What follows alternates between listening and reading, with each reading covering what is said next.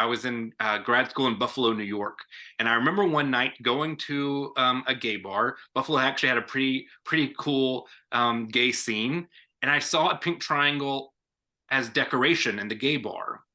And I was like, wait a minute.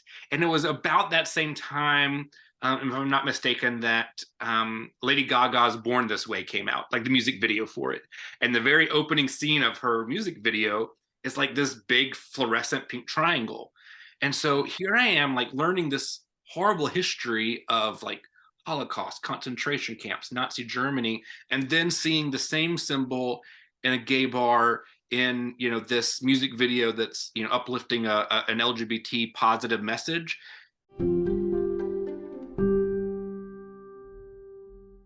Hi, everyone. Welcome back to the Ivory Tower Boiler Room. This is such a special interview, not only because I met Dr. Jake Newsome in San Francisco at the Queer History Conference. So, just like you've all heard now from Jessia Tate, if you haven't, that's the Queer Modernist episode. And then soon, in a few days, you're going to hear from Dominic Janes. So, there's been a few Queer History Conference podcasters. Who I've gotten to podcast um, guests, I Yeah. should say. But they are podcasters in their own right, influencers in their own scholarly right, too. But I want to introduce Jake to all of you. I mean, I know a lot about Jake, but W. Jake Newsome, which I have to briefly ask, what does the W stand for, Jake? William. Okay. So Dr. William Jake Newsome, because I always see the W in all these bios, and I'm like, what Yeah. is, I have to ask him. Okay. So W. Jake Newsome is a scholar of American and German LGBTQ plus history, whose work as a public historian reaches global audiences. He currently works as a museum professional in Washington, D.C., and you can find everything at his Instagram, which I love, at WJ Newsome. Uh, and we have all the links to his work, including what we're here to talk about in our show notes. We have the link to Pink Triangle Legacies. So, coming out in the shadow of the Holocaust. And I know Jake is going to speak to this. Yesterday was a very important day. So, I'll let you, take it away, Jake. Welcome to the Ivory Tower Boiler Room. Yeah, thanks, Andrew. It's really great to be here. I can't believe that it's been so long since we met in San Francisco at the conference. I'm glad to see that you're having so many of the conference attendees here on your podcast and helping uplift the scholarship and the work that they are doing. So I really appreciate it. Yeah, yesterday, January 27th, the world paused to recognize International Holocaust Remembrance Day. It's on January 27th every year as a way to honor and mark the liberation of the Auschwitz concentration camp. Um, it's also, I think, a time for us to, as we are remembering all of the Nazis victims, of course, the Jewish people were the Nazis' primary victims. It's also a chance for us to really stop and think about the fact that the Jews weren't the only victims of the Nazis, and after the Holocaust was over, not all of the Nazis' victims were remembered and honored or commemorated equally, which really is the focus of my new book, Pink Triangle Legacies, as you said, which focuses on the not only the experiences of LGBTQ folks during the era of the Holocaust, but also their decades-long struggle to achieve number one, just even recognition of the fact that they suffered and were persecuted during the Holocaust, but then the continued efforts and campaign to be officially recognized, commemorated, and even memorialized first in Germany and then the rest of the world. Yeah, no, thank you so much for all of that. And something that I actually did like knowing that I was going to interview you is I reached out to my friends who know a lot about Holocaust history. They're Jewish. And just up front, I'm like interfaith, so I'm Catholic and Jewish, Mhm. and I'm gay. here knows I'm gay. That's not a What? revelation. Right? Really? He's gay? But Yeah. so I think we're going to definitely start to unpack and dissect the gay Jewish intersection, which exists, but isn't, like you're saying, isn't unearthed. So I'm so happy you've unearthed it for all of us with Pink Triangle Legacy. So bravo. Thank you. I mean, just the amount of research you did, which we'll get into, but I reached out to my friends and they're very some of their family, one in particular, um my friend Lori's cousin Joanne is a docent at the Nassau County Holocaust Tolerance Wow. Museum. And I went on an amazing um just tour of it's if anyone lives on Long Island, it's really well worth to visit. And there is an area about the Pink Triangle, but I even asked, and Joanne got into that. So I was so appreciative to you, Joanne, if you're listening, about the Pink Triangle history to bring it to bear, because you're right. It's not something that is talked about because of a shame Mhm. with the queer history. And, but I did ask my friends, did they know about the Pink Triangle?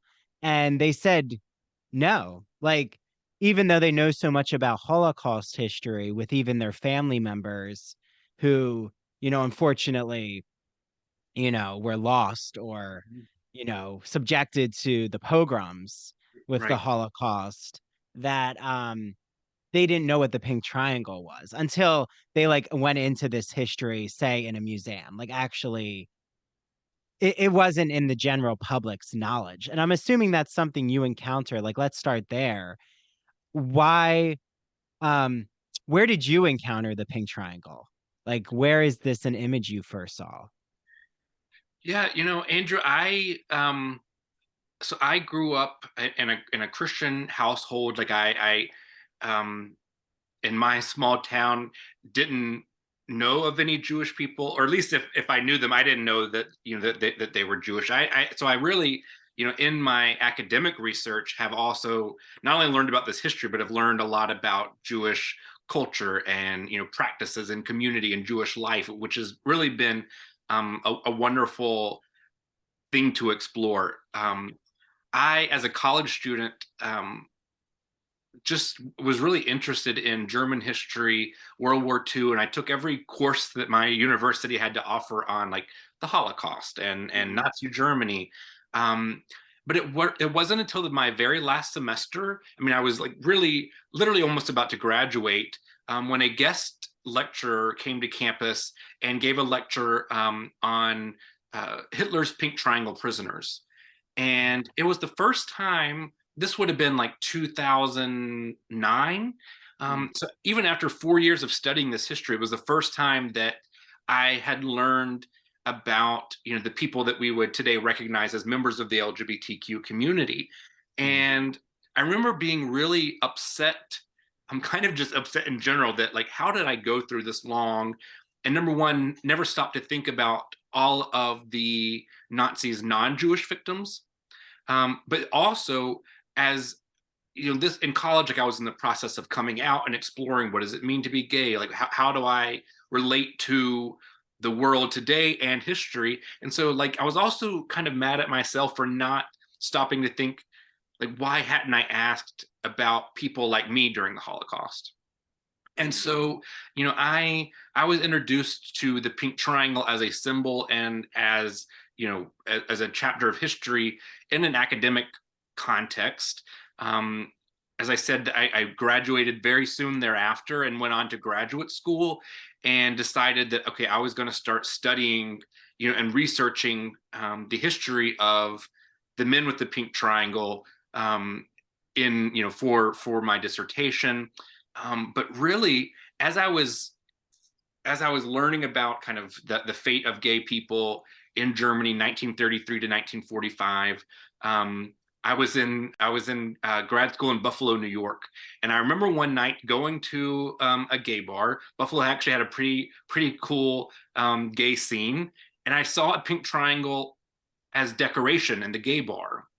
And I was like, wait a minute. And it was about that same time if I'm not mistaken, that Lady Gaga's Born This Way came out, like the music video for it. And the very opening scene of her music video is like this big fluorescent pink triangle. And so here I am, like learning this horrible history of like Holocaust, concentration camps, Nazi Germany, and then seeing the same symbol in a gay bar in, you know, this music video that's, you know, uplifting an LGBT positive message.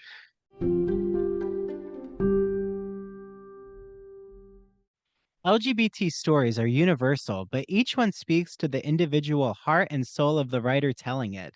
Do you have a story to tell? If so, the Gay and Lesbian Review wants to hear from you. Have you been moved by an LGBT book, film, painting, television show, or other form of media?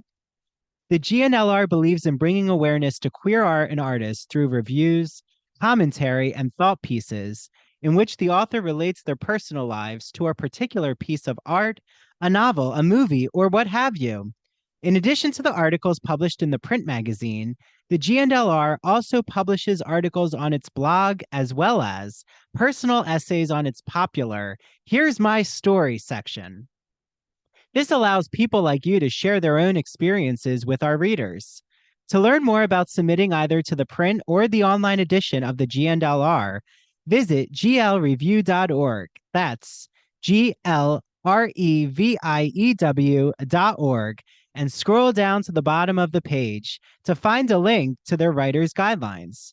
If you have any questions, email stephen.hemrick@glreview.org. The GNLR can't wait to see what you have to say.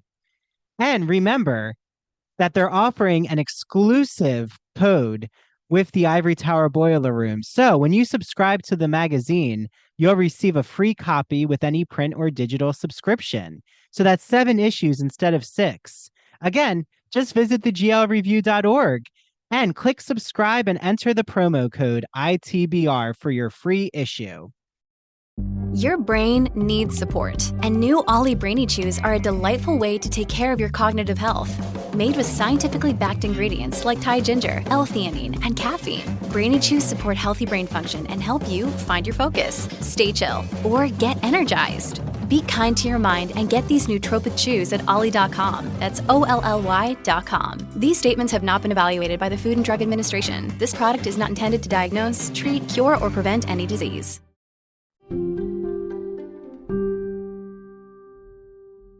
And it just struck me, like, how did we go from concentration camp to gay bar? And really that set kind of in motion the thought process that became this book, which is really about not just the origins of the pink triangle, but also, you know, all of its legacies in the preceding decades. Yeah, well, and that's something that you do so well, Jake. Like what I love is even um to bring this history to bear, you start in the Weimar Germany, right? Which is like right before Nazi Germany. Many of us know that period if you have ever seen Cabaret, the musical. And I'm actually now recalling as you're talking that one of the most public displays of the pink triangle for me was when I saw the revival with Alan Cumming recently, a few years ago. And he actually, you know, the MC bears the pink triangle at the end Yeah, because the MC is known as being gay, and unfortunately we know his fate of going to a concentration camp. That's like the foreshadowing yeah, of, you know, everything falling to pieces at the end of Cabaret. yeah. But right, you talk so much though about what happens before, which is what I don't think a lot of people know. So I'm excited for you to talk about it. I do remember though, isn't there a book called Gay Berlin? Yes, who wrote Gay Berlin? That's by a wonderful scholar historian named Robert Beachy, Yeah. and his that book is just number one. It's brilliant scholarship. But one of the things I so appreciate about Gabe Berlin is Robert's writing style, and it's very accessible to Mhm. folks who, you know, it's who aren't scholars and are, you know, trying to get into the theoretical debates. And he really paints this picture, even going before the Weimar period, of how and why not just Germany but Berlin in particular became this space for really the very first organized political gay rights movement in the world, and as he calls it, the birthplace of a modern gay identity. And it's in a lot of ways, I like to kind of think of Pink Triangle Legacies almost as a sequel to Gay Berlin, because I do try to pick up on or where he leaves off with this flourishing of gay or really LGBTQ kind of across the board research and community building and political activism that is happening in Berlin in the late 18 and early 1900s. Yeah, well, that's something that I love about Christopher Isherwood's, which Cabaret, it's Yes, based off of, but then Cabaret the musical is actually based off of a play, right? The camera, what the is it? camera. Yes. The camera. Yeah. And then it's based off Goodbye Berlin. Mhm. But to show that what you're talking about, this modern gay, almost liberation type movement happening in Germany. And you bring to bear in your book, like at the beginning, you talk so much about there were gay magazines, there was this art culture. And it kind of reminds me, like in America, even though would not say it's analogous, but it reminds me of the Roaring Twenties, Yeah. that there's a type of openness sexually that is flourishing, but then there's this backlash that starts to come with the Great Depression in America. And I mean, talk about Germany, right? All of that is through a depression period that And there's this backlash. you're right, Yeah. and it's so important to highlight, I think, the fact that the Weimar Republic was Germany's first democracy.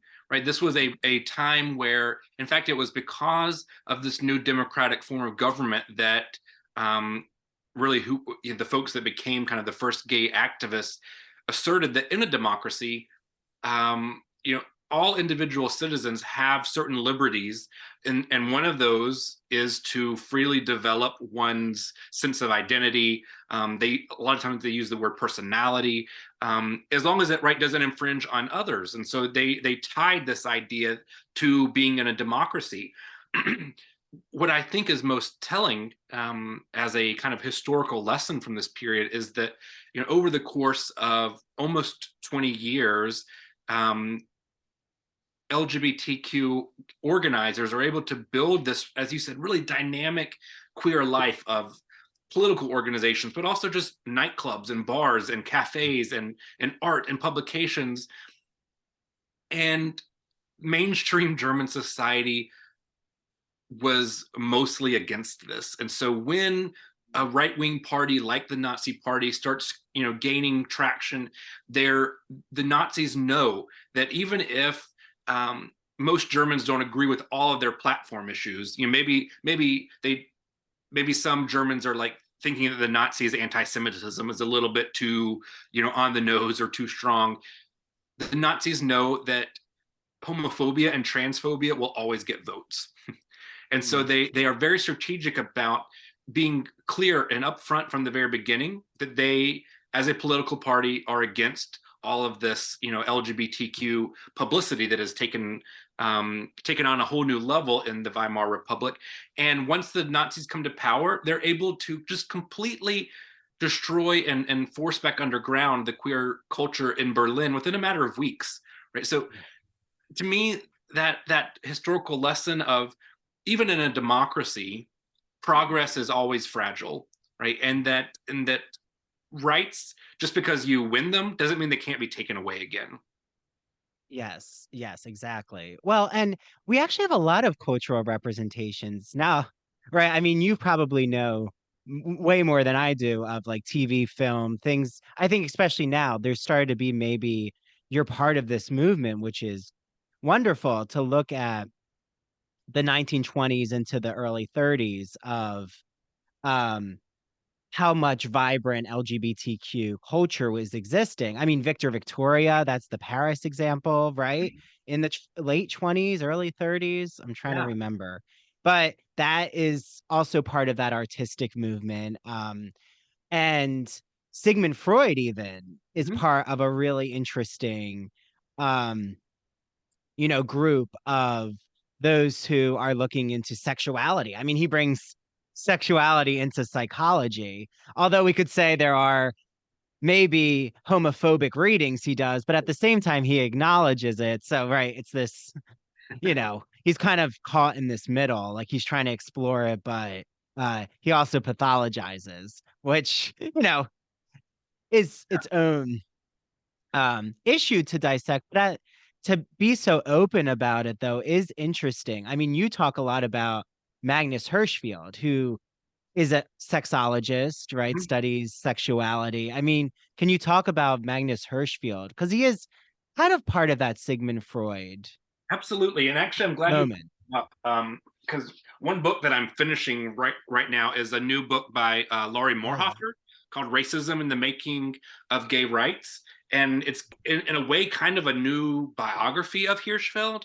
And so I've only got about a chapter, maybe two chapters left, and I've just been kind of devouring it. It's just a really wonderful book, and Laurie puts Hirschfeld in his historical context, because I think more so in Germany, there's kind of been a rediscovery of Hirschfeld in his work, because he really was the most prominent. I'm not going to say he was the only gay activist in Germany at the time, but he was certainly the most famous.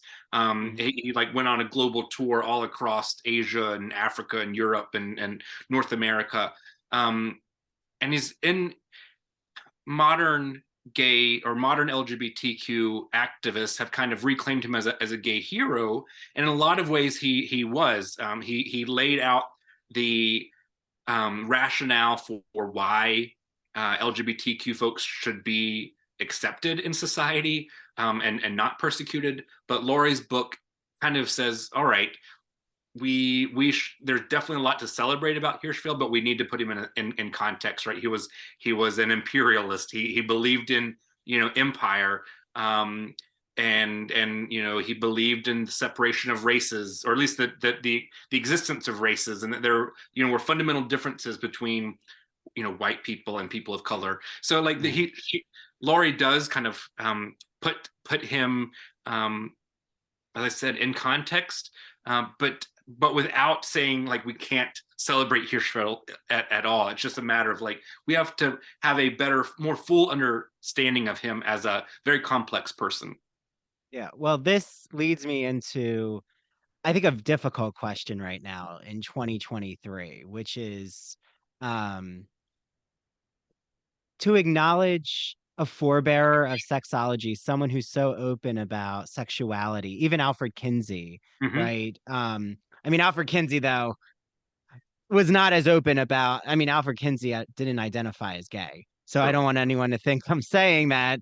I'm pretty sure he identified as straight, if I'm remembering. Or did Kinsey identify as straight or bi? Ooh. Honestly, I'm not sure. I'm not aware enough to weigh in on that. Yeah, but I'm gonna say Alfred Kinsey definitely, you know, was more concerned just about um like sexual knowledge of what Yeah. was happening with younger people, especially younger men, and Mm-hmm. all sexualities.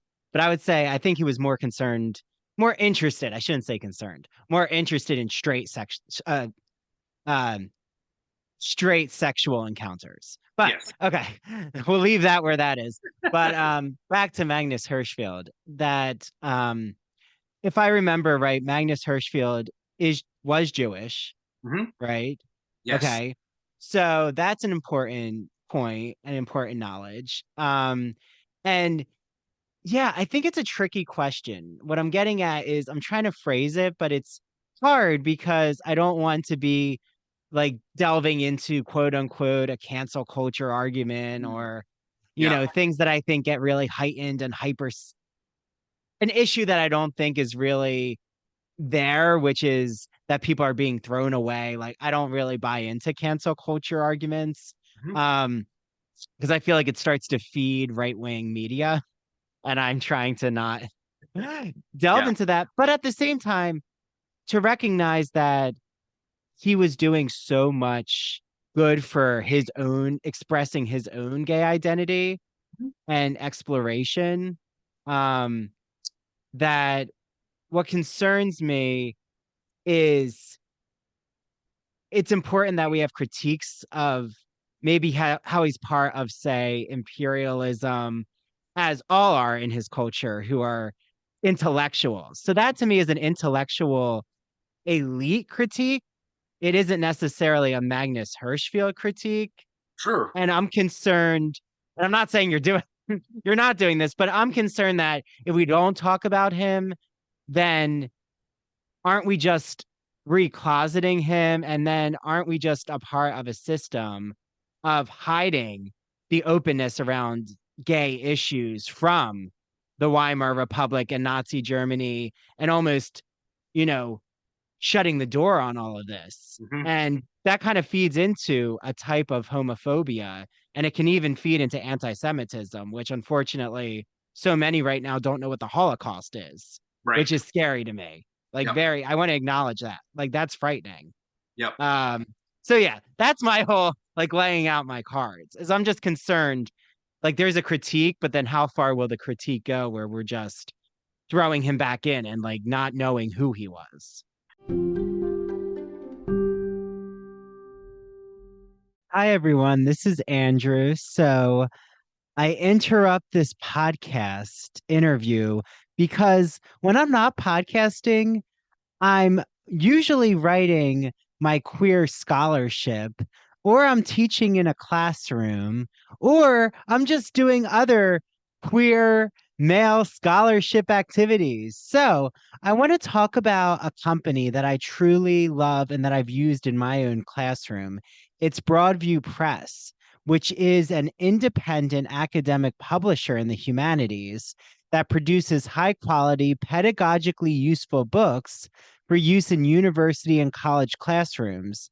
And I'm really excited because they are offering an exclusive 20% off of all of their books if you use the code Ivory Tower. So that includes new literary anthologies, classic literature books, anything on their website. And just to give you a taste, every season here on the podcast, I always interview a Broadview Press author. So in the fall, it was Anne Stevens who wrote the book Literary Theory and Criticism.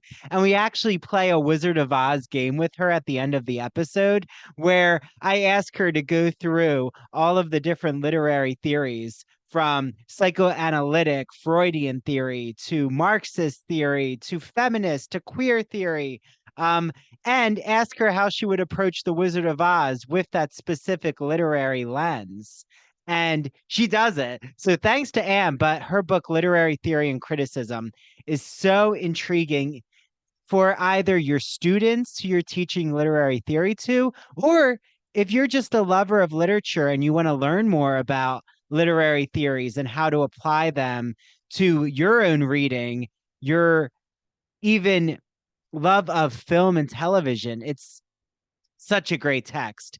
And also, coming up in the winter season, we are going to have Jeffrey Weinstock, who wrote the book Pop Culture for Beginners, which actually is the first book ever that Broadview published that gives you a language around how to analyze pop culture. And for everyone here, you know that I love my Real Housewives and my reality TV.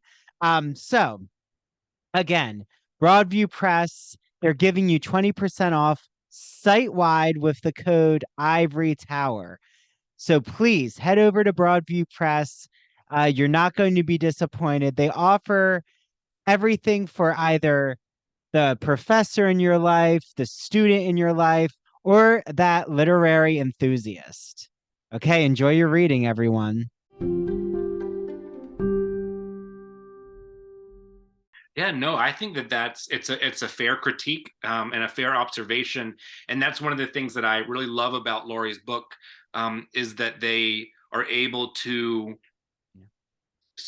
approach the kind of, not, I don't want to say reevaluation of, but even some of the critique of some of Hirschfeld's ideologies without saying there's nothing useful or nothing positive about this figure and we should just move on. I in fact, at the end of it, at least myself reading it, have a better appreciation for Hirschfeld's work, and the fact that he was so steeped in some of these, ideologies that were based on inequality, that he was able to then still continue to work towards building some type of political and legal equality for the gay community. Kind of just speaks a lot about his work in. We have to remember this is like late 1800s and early 1900s. Just really groundbreaking. Yeah, no, thank you, Jake. And it's tricky because it's also what you do so well, I think well, I know you do it so well, but to just tell you, since you're here with me, is that you're able to look at how the pink triangle is reclaimed.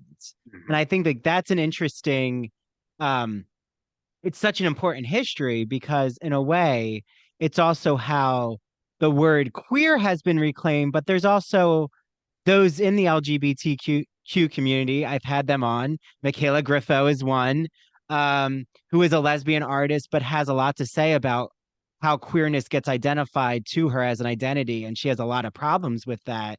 And that's all justified, in my opinion. I mean, we can't just throw a label onto someone and say that's how you identify. Yeah. So there's people who want things to be reclaimed, but I think the word queer being reclaimed is different in my opinion than how the pink triangle as a symbol is reclaimed. So like, I don't know, do you see similarities in like a word or a symbol being reclaimed, or is there differences in the history? I think that it is. I think there are a lot of similarities, and even the folks that I interviewed for the book, I would ask them about, was there resistance to reclaiming the pink triangle? Did you feel comfortable with it? And so many of them said, well, it's kind of like how we reclaimed queer. It was originally this something that was meant to mark us in a negative way, to be derogatory, and now we're taking it and saying, you know what? You can't use this as a weapon against us anymore because now it's mine. I'm going to claim it. I'm going to wear it without shame. You actually wear it with pride, or use that identity with pride. Clearly, there's still, though, a lot of people, I can't quantify it. There are people that, of course, as you said, have problems with the word queer, rightfully so, who said, I would never wear a pink triangle. And that's absolutely 100%, okay and legitimate too. I think, when I go back and read and talk to some of the activists who were there in West Germany, who were the very first to reclaim the pink triangle, their reasoning behind it was there was this big debate about if they picked the pink triangle as their, gay liberation logo, would gay identity always be tied to victimhood? Because the triangle was, born out of a system that marked, using the terminology at the time, marked homosexuals as being deviant and criminal and worthy of, being sent to the concentration camps. And yes, you can reclaim it, but it would always have that anchor in history. And a lot of the activists that I talked to said that, in reclaiming it and picking it up for themselves, it was, in their mind, not about tying identity to victimhood, but instead just the opposite of saying, we have so much power, we have so much, agency, that we can take this thing and turn it on its head, which actually ACT UP did, very literally, they turned the triangle upside down and their symbolism. And so to me, I find this as it's about self-empowerment of a gay or a queer person individually, but also of the community more broadly. Yeah, no, thank you for that. And it's something that I'm assuming well, I don't want to mind read, but I'm assuming just, even with, your religious not stance, but growing up Christian, that you were so careful, and you are, to not like just assume things about Jewish persecution during the Holocaust, like to hide. I would assume the hardest part of a book like Pink Triangle Legacies is to not hide to not speak for the Jewish community who lost so much lives and property and families' trauma from the Holocaust, but also recognizing the gay oppression, right? It's tough to really tell the story of the Pink Triangle without, not also addressing what happened to people with disabilities, Sure. those who were against the government, who Yeah. were political dissidents, and also tell the story of those who, I mean, I'm just saying, I keep saying gay because that's how the Nazis would Sure. refer to them. There wasn't that, I mean, you can correct me if I'm wrong, but there really was not language of LGBTQ categories. It was basically you're homosexual or not. Right. Yeah. Homosexual was kind of like an umbrella term that they, they would have said homosexual man, homosexual woman, that kind of just would have encompassed everyone. And they certainly, so they certainly wouldn't have, understood or even used a concept kind of like LGBTQ of a collection of multiple identities in a community. They didn't, uh, they didn't believe that transgender or gender nonconforming identities were legitimate. They just would have, a trans woman just would have been treated as a gay man or as a cross-dressing gay man. And so, yeah, that's, one of the, I have this whole section in my book on terminology at the beginning, because I want to, on the one hand, as a historian, want to be accurate to what the terminology was, in use at the time, but also it's also problematic to only use Nazis terminology, right? Yeah. And so I've tried to go back and explore and describe people's actions, or maybe if they used an identity, to use that themselves, kind of as a means of resistance to push back against the erasure of Nazi categorization and Nazi terminology. And so, back to your question about kind of it's a tightrope yeah walk in a way. Yeah. And the tightrope is also kind of a good metaphor for, the as you mentioned, writing a history like this that didn't try to compare the suffering or the experiences of, Jewish victims versus non-Jewish queer victims. On the other hand, because the Pink Triangle was primarily worn by non-Jewish queer people. If you happen to be gay and Jewish, the Nazis essentially just didn't, like, your Jewishness was like the main crime, so to speak. And so, like, then you were just labeled as Jew. Everything else was kind of just erased underneath the Jewish category. And so the statistics, the history I write about in the book really is about non-Jewish queer victims. And of course, I tried to weave in those intersectional stories of queer Jewish experiences. And so in my doing the interviews for the book, I would speak to people very explicitly about, I would talk to Jewish communities about, how do you feel, of this community reclaiming a symbol from kind of the darkest moment in Jewish history, or Jewish experiences. I got a range of answers, as one might expect, from, well, I don't really think that anyone should reclaim something so horrible, to, I remember one rabbi telling me, it's not my place to tell the queer community what they can and can't reclaim. If this symbol speaks to them, and is a way to organize the community and push for rights, that's their prerogative. And that she, as a Jewish woman, didn't feel that she had kind of ownership of the Holocaust to be able to tell people how to relate to it or not. And one of the things that I just wasn't expecting, and maybe it was just kind of a blind spot as I was going into the research, is that so many of the key players who reclaimed the Pink Triangle were gay and Jewish.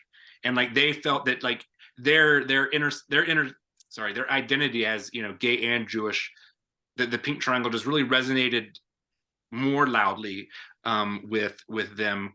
And so, yeah, I try to get into those entanglements and intersectionalities in the book as well. No, and I'm so appreciative because this is, well, I think you knew when you came out with this book, there's a lot of difficult conversations that happen when you're interviewed, or even with, I'm sure, when you're, like you said, you interviewed Jewish communities, and also those who reclaimed it, those who reclaimed the Pink Triangle, who are Jewish, I think is a really important element, because there's this book called Queer Theory and the Jewish Question. I'm not sure if you're aware of it, but it's this queer theory meets Jewish studies. Okay. It's like one of the only books in academia that really like head on intersects, whether it be cultured, but there is moments about um, the marginalization from the Holocaust that does look into the Pink Triangle, but also, like you're saying, the Star of David is actually what those who are Jewish wore. So that is a reclaiming Yeah. of so the Jewish community did reclaim the Star of David. Because, right, I'm just, for everyone's, I'm sure but it was the Star of David, and then it would have JUDE for Jewish, for Yes. Jew Yeah. in German. Mhm. But like I'm not weighing in on what's proper to reclaim or not, because that's not my place either. Like, Mhm. my feeling is, though, if you want to display an image that you're now showing, this is my identity and I'm proud of who I am, that's Mhm. empowering. But I also know right now in our current time, there are people who are comfortable to wear a Star of David necklace, and there are those who are not, because you do mark yourself as someone who's part of a community that's marginalized, right? Just like a rainbow flag on a house, or Yes. the pink triangle. I mean, we have these a Black Lives Matter flag. So I think, though, the intersection, I know, though, your book doesn't solely focus on it, but I was talking with you, Jake. Do you remember when you first learned about the film, but it was a play, but the film is more in circulation, of Bent? Because to me, Bent is the only film that really does look at the Pink Triangle in its full complexity during the Holocaust. Yeah. And I do focus quite a bit on Bent in my book, because it was this watershed moment in uh, not just in the US, but also in England and West Germany, of kind of as you said, it was the first cultural recognition and a way of reckoning with this chapter of history. It first premiered in oh, I should get this right, in 1979, I believe. And so this was well before any professional scholarship was available on the topic, at least in English. And so Martin Sherman, the director and playwright, had to do a lot of his own research, and interviews with scholars, because, like I said, there wasn't information readily published and available for him to build this story on. And one of the things I really like about Bent is that it starts out in the early years, right? And I think it kind of has this kind of cabaret vibe at the beginning, where the gay community felt somewhat safe, right? And you can tell, okay, the Nazis have come to power, but there's this idea that, hey, maybe all of the progress of the Weimar era can't just disappear overnight, which of course it does. But I really like that it starts out in showing well, I was going to say gradual, but not so gradual progression of the homophobic violence under the Nazi period. Yeah. Well, and for me, it's one of the most intriguing narratives. I mean, if anyone out there, if you haven't seen Bent the film, it's really well done. And I mean, Martin Sherman was born in Philly to Russian Jewish immigrants, which I think is also important, because he's openly gay, Jewish. There is such an empowerment. I mean, maybe I'm just interested in it because of my own identity, but it does seem like a lot of these political, the reclamation, how do you, I always say reclamation, but how do you actually pronounce that word, Yeah, I say Jake? like reclamation. Reclamation. Yeah, yeah, I yeah. hope that's the right way. Reclamation, reclamation. But that what you detail with even Act Up, right? I mean, Act Up to us is the most visible Mhm. of the pink triangle. I mean, you're wearing the silence equals death pin, Yeah. which is Act Up's motto, Mhm. slogan motto. And a lot of those in Act Up are well, still Act Up is still Sure. occurring, but are Jewish. I mean, I think of Sarah Schulman's work. I think also of the queer theorist Eve Sedgwick or even Judith Butler. There is this link. And I'm wondering, is that I don't want to say it's because of the intersected oppression in the Holocaust, but I don't think that can be discarded. I think there is something to the linked oppression that definitely, I mean, were you finding that that's what, back to Ben, that's what Martin Sherman does so well, is he looks at these linked intersections. Like, if I remember right, one of the men, he's not Jewish, he gets the pink triangle, like you've said, the other gets a Star of David, and the other doesn't really want to claim that he is gay. Like it's a very interesting oppression conundrum Yeah. that happens. But then they form this romance. It's a really nuanced, complicated narrative that happens. It is, and not without, right, some complications, which I think, even Martin Sherman would attest that he put it in the play or in the show to make us think. I mean, um, one of the characters, as you said, is like just vehemently against being identified as gay, and part of it is because he's been told, I think, if I'm getting it right, on the transport to the camps, that like, hey, just make sure that you are not marked with the pink triangle. You would rather be a Jew than be a homosexual in the camps. And so there's like this part of this, maybe a fear that if I can be marked as Jewish instead of gay, that I'll be treated better, which historically is just, that's not accurate. But it also, I think, one of the things that I kind of bristled at that the very first time I saw it, is like, why are we trying to like set up a competition between these two groups about who had it worse, and not like, Well, it becomes the oppression Olympics is like our new term for that.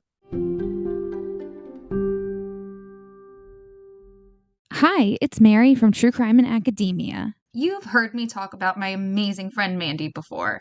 She makes the best crochet, pre-cut, and custom home decor for reasonable prices.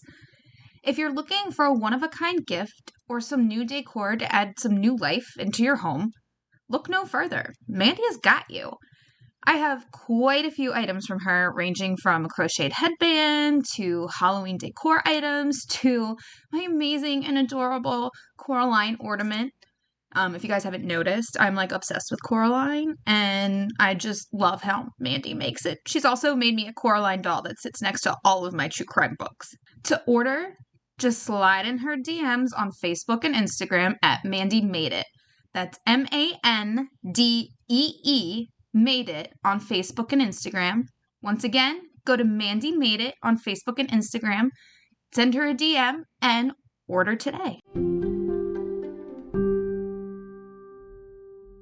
yes. Yeah. And so, but then I stopped, watched it again, read Yeah. the script more, and it is, I don't think that was Martin Sherman's intent of like him No. saying there was this competition, but as a human experience going through that, there would have been people saying, trying to figure out ways to survive, and escape as much violence as possible. But you're right, there's that, for a period he does manage to convince the guards that he's straight, that he's not bent, and is labeled as Jewish, whereas his boyfriend, lover, I've forgotten exactly,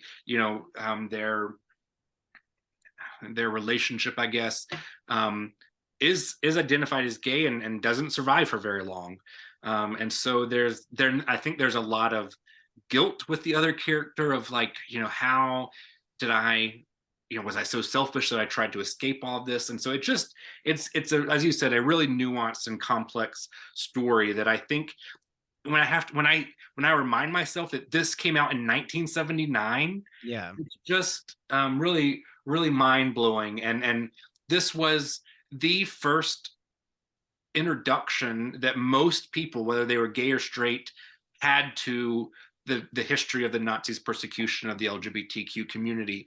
And it didn't come through professional historical books or journalism or whatever. It came on the stage, which I think is just so important to me. And one of the main messages of my book is that after the Holocaust happened, professional the historical profession, so including everything from like universities and museums, research organizations, were complicit in the silencing of this narrative. They would say that we're not going to provide funding to anyone to research this. Archives were literally just destroying information on the Nazis' gay victims. Wait, even though the triangle is in that key, I mean, you know the term, but right, isn't anytime I've seen a Holocaust exhibit, you always see all the color-coded triangles, or you see the symbols of Right. what stood for what type of um what type of what prisoner. type of what type of person Yeah. has been forced against their will into a concentration camp. Mhm. Um And yeah. essentially, these archives and kind of indicative of the beliefs of society as a whole would say it's not that they denied that gay people were ever in a concentration camp, for example, but they would say no, they weren't victims, they were criminals that got what they deserved. So we're not going to essentially waste archive space in preserving the history of criminals, right? So I mean, that's what blew my mind when I started and convinced me to write this book, is that the silencing of queer voices after the Holocaust wasn't an accident. It wasn't just that, no one was interested in it. It was intentional. And it happened from the ivory tower. It happened from, Parliament. It happened from around the kitchen table, right? All these different facets of society knew what happened to gay people, but most Germans just happened to agree with it and saying that it just was what happened to you. It's what happened. It's what you deserved if you were gay, and therefore we're not going to classify you as victims of the Nazi regime.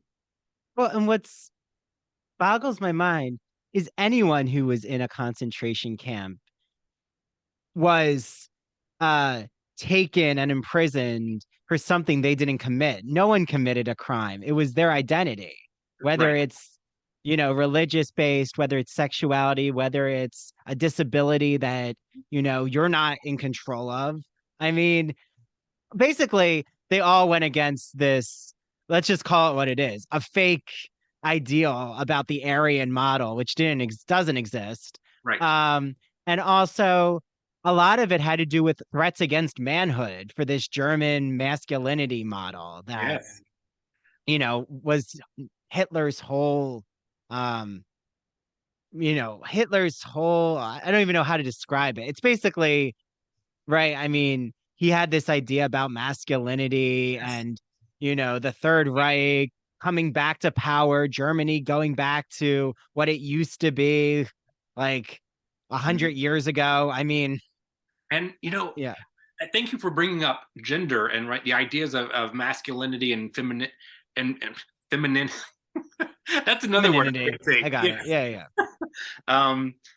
Because a lot of recent research has, we've focused on sexuality as a kind of an indicator of who was persecuted or not, but a lot of recent research has shown the role of gender and the fact that if you were, for example, lesbian, but were more gender conforming, you had a better chance of surviving or not being caught. But if you were, a woman who was more masculine presenting or gender nonconforming, that puts you on the Nazis' radar. The same thing with a gay man. If they were more masculine, they probably could essentially hide, right? They could remain in the closet, whereas a more feminine acting man would have a better chance of being arrested and sent to a concentration camp.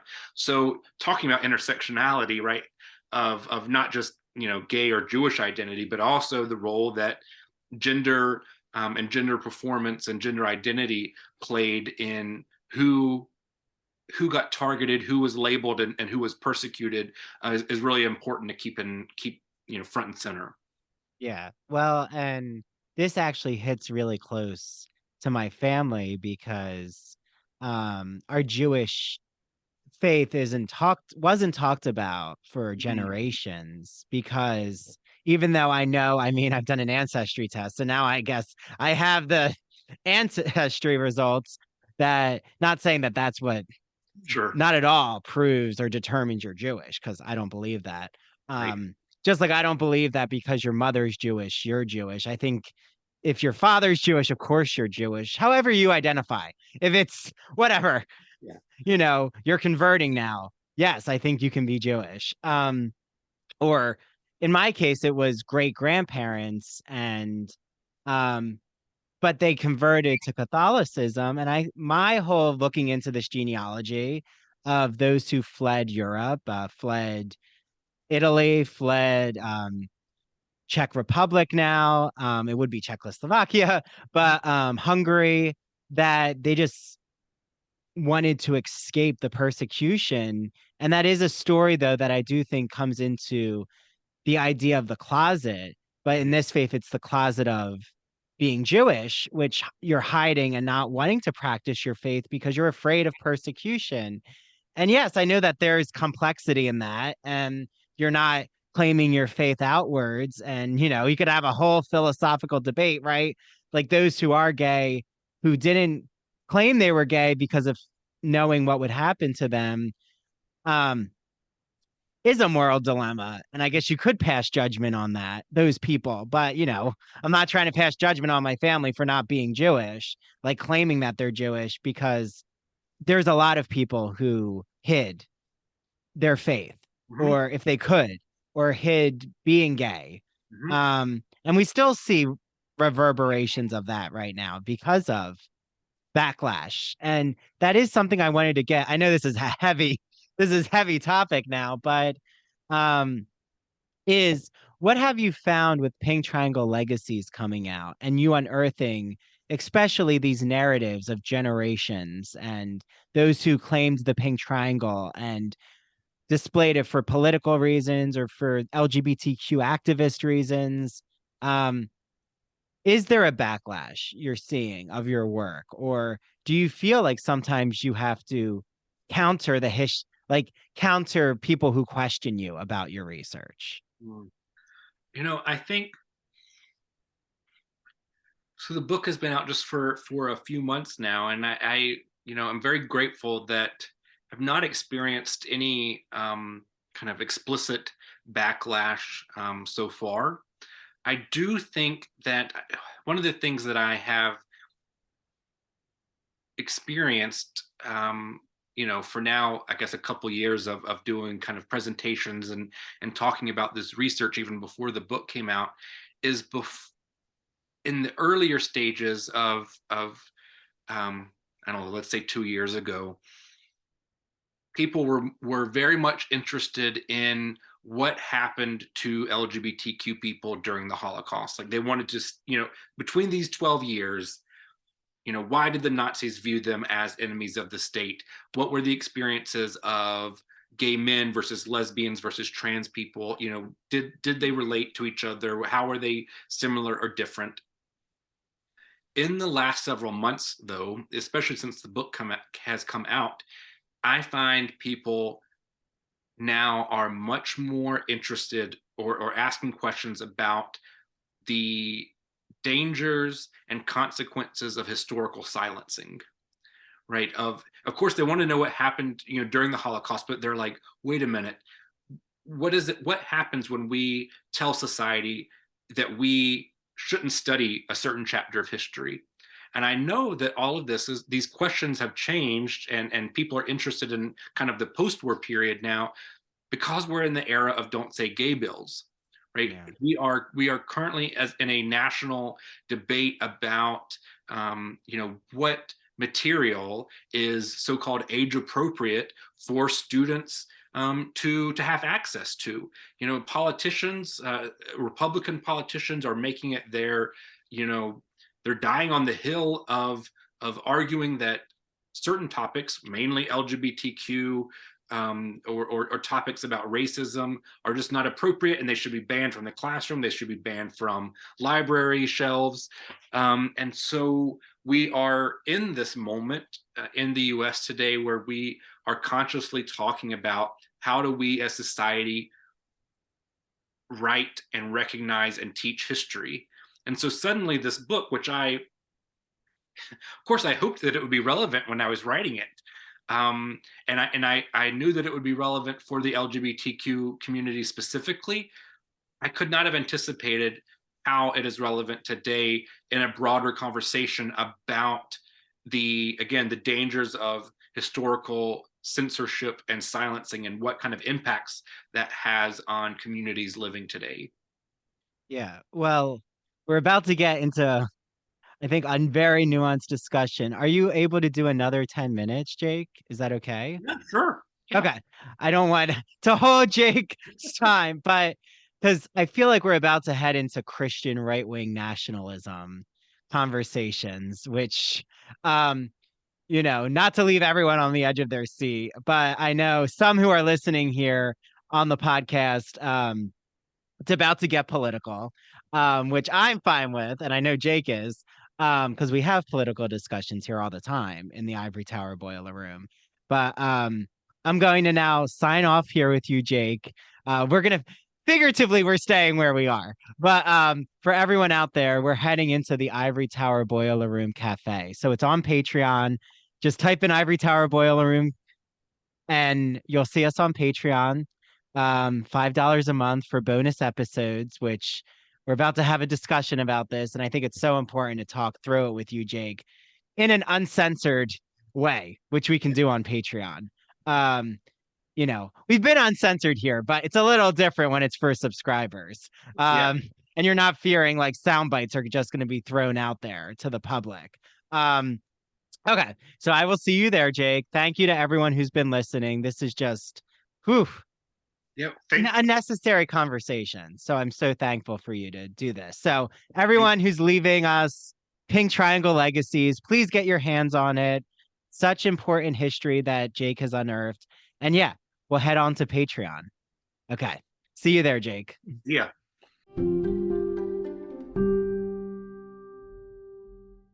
Hi, Ivory Tower Boiler Room audience. It is Andrew Rimby, the director of the Ivory Tower Boiler Room. Welcome to our winter season. And are you trying to stay warm this season? Well, guess what?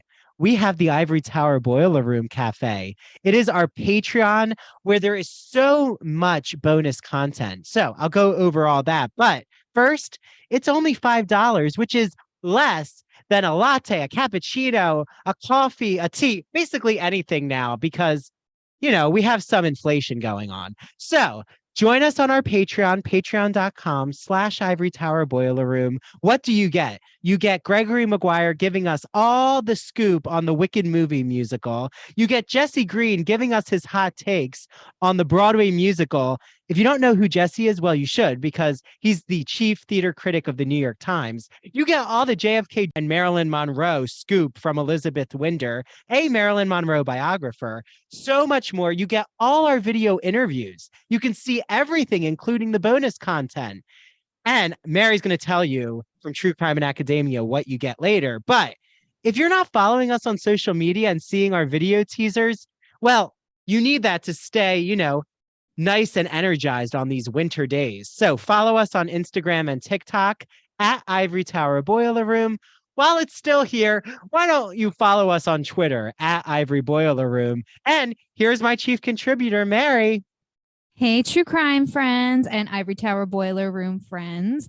Like Andrew said, you're going to get access to all of this bonus content. That includes True Crime and Academia. So not only will you have access to the bonus episode each month, you will also have video access to the interviews that I conduct on my podcast once a month. You get all of that extra content at your fingertips whenever you feel like watching it.